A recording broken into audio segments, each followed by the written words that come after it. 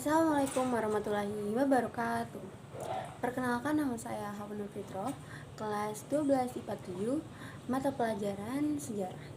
Kali ini saya akan membahas mengenai keadaan ekonomi pada masa demokrasi liberal. Demokrasi liberal merupakan sistem politik yang menganut kebebasan individu.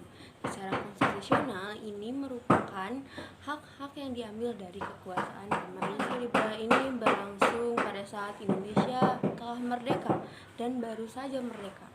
Hal itu menyebabkan kondisi perekonomian di Indonesia ini belum merata dan juga belum tertata. Hal yang mendorong terpuruknya keadaan ekonomi pada saat demokrasi liberal di Indonesia adalah yang pertama, ditetapkan dalam Konferensi Meja Bundar, Indonesia memiliki beban hutang luar negeri senilai 1,5 triliun rupiah dan juga hutang dalam negeri senilai 2,8 triliun rupiah.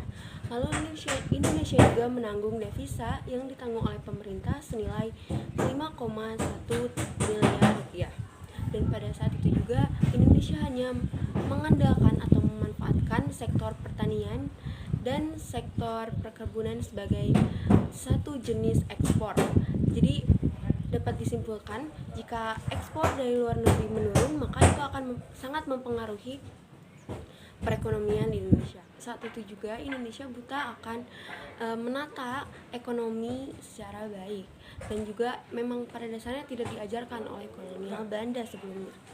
Lalu kondisi pada masa itu juga keadaan ekonomi atau keuangan Indonesia itu tidak diatur oleh bangsa Indonesia itu sendiri, melainkan dirancang oleh bangsa Belanda. Pada saat itu juga situasi keamanan Indonesia ini belum membaik.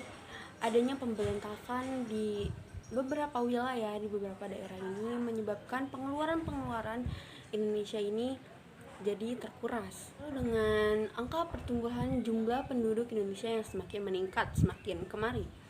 Lalu yang terakhir adalah banyaknya pergantian kabinet pada saat itu, yang mana itu menyebabkan tidak stabilnya perekonomian di demokrasi liberal. Nah, pada saat itu tentu saja pemerintah tidak tinggal diam. Ada pula kebijakan yang dikeluarkan oleh pemerintah untuk membantu perekonomian bangsa Indonesia pada saat itu.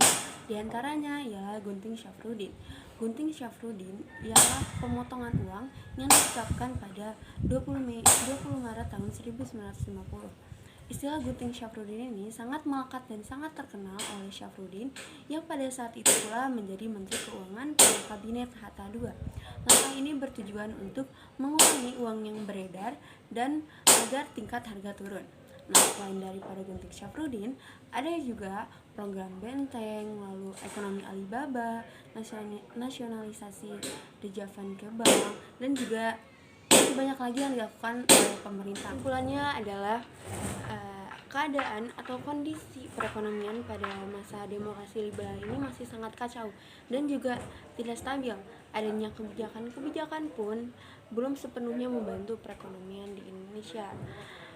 Nah, sekian saja pemaparan materi dari saya. Mohon maaf apabila terdapat banyak kekurangan. Wassalamualaikum warahmatullahi wabarakatuh.